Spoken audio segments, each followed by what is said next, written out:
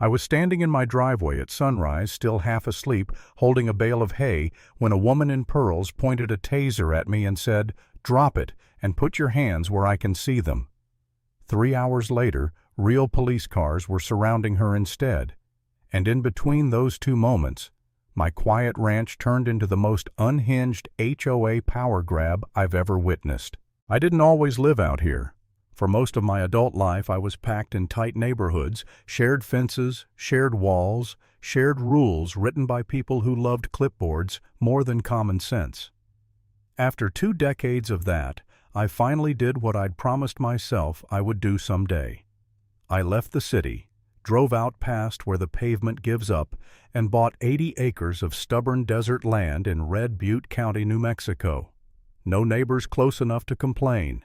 No streetlights, no HOA, just wind dust, a half-collapsed barn, and a handful of goats that did whatever they wanted whenever they wanted. That freedom felt sacred, earned. I worked that land every day, fixed fences, repaired gates, restored the barn board by board, and every morning when the sun came up over the ridge and the world felt quiet and honest, I thought, yeah, this is it. This is peace. Turns out peace attracts the wrong kind of attention. The first sign something was off came in town, not on the ranch. I walked back to my truck after grabbing feed and found a glossy flyer tucked under the windshield wiper. Sunset Ridge Estates. It read all smiling families and cartoon cacti. I almost tossed it without looking. Then I noticed the words Scenic Pasture Overlay District printed in bold across the bottom. I laughed. Out loud. Scenic pasture what? A few days later, a thick envelope showed up in my mailbox. HOA membership forms, a rule book heavier than a Bible, and a laminated map covered in neon highlighter like a kid went wild with markers. My ranch was circled in pink labeled Future Expansion Zone. That's when I should have paid attention. Instead, I shook my head, laughed it off, and told myself this was just some bored suburban nonsense that would burn out on its own. I was wrong. Her name was Marjorie Blake. She showed up one afternoon in a spotless white SUV that had never seen dirt in its life. Pearls around her neck, floral blouse, sunglasses bigger than her patience, clipboard in hand, of course. She walked up my drive like she was unveiling a new shopping mall. "Good afternoon," she chirped. "I'm here to welcome you to Sunset Ridge Estates." I told her she was in the wrong place. She smiled without warmth. "Oh, but you're not. We've expanded." She pointed at her clipboard. According to her, my ranch was now part of an extended community vision. Apparently, if enough of their residents could see my land from a distance, or felt emotionally connected to it, or something equally insane, they believed they could claim authority over it. I told her no, calmly at first, then more firmly. She didn't like that word. Before she left, she leaned in just a bit and said, "Non-compliance will be addressed." That night, for the first time since moving out there, I didn't sleep well. The letters started coming fast after that. Notices about livestock density, complaints about hostile decor, which turned out to mean my scarecrow, warnings about aesthetic violations because my barn wasn't the right shade of red. Every letter ended with the same threat enforcement. I called the county office. They sighed, laughed, and told me Sunset Ridge had tried this nonsense before. "Ignore them," they said. "They have no jurisdiction." I wanted to believe that. Then the patrols showed up. One morning I heard tires crunching on gravel. Not one vehicle. 3. White SUVs with magnetic HOA logos slapped on the doors. Men in matching polos climbed out wearing cheap metal badges and tactical belts they probably ordered online. And behind them, stepping out like she was leading a federal raid, was Marjorie Blake. She announced I was being detained for non-compliance. Detained. On my own land. That was the first time I felt something crack inside me. Not anger yet, just disbelief. The kind that makes you wonder if you've accidentally stepped into some alternate reality where confidence replaces law. I told them to leave. They didn't. They took photos, measured my barn. One of them actually tried to lecture me about my goat's aggressive posture.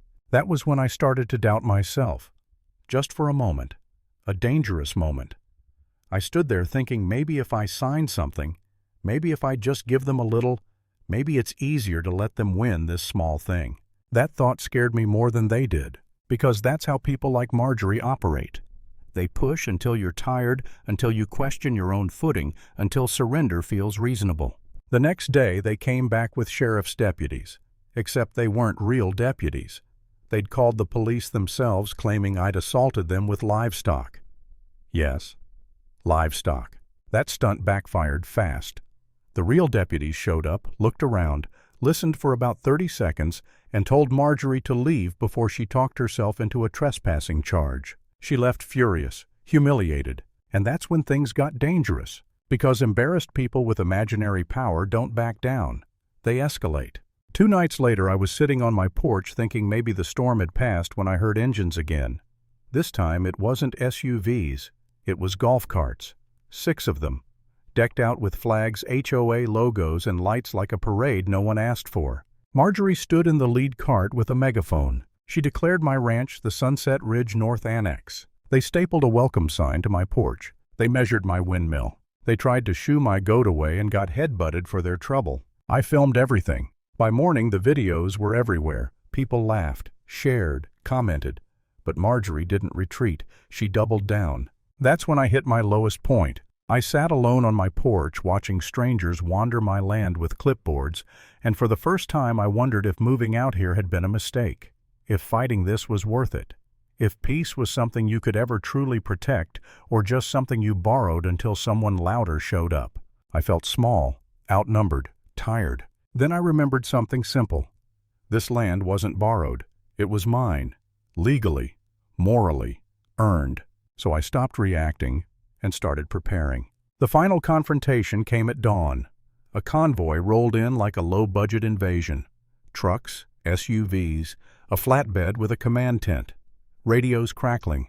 Marjorie standing tall with a bullhorn wearing a sash that read Supreme Enforcement Officer. She announced I was under emergency HOA detention, and then they put their hands on me. That was the moment. Sirens cut through the air. Real ones. Sheriff's cruisers and state troopers came over the ridge from both directions and boxed them in perfectly. The looks on their faces, I'll never forget them. Badges got checked. Zip ties got cut. Statements got taken. Marjorie screamed about bylaws while being cuffed. The sheriff looked at me and said, "You good?" I nodded. As they drove her away, the ranch went quiet again. Real quiet. No celebration. No victory lap. Just dust settling and the sound of my own breathing finally slowing down. Because the truth is, this wasn't about goats or barns or paint colors. It was about boundaries. And the moment you stop defending them is the moment someone else decides they own you. Power that isn't questioned always grows reckless.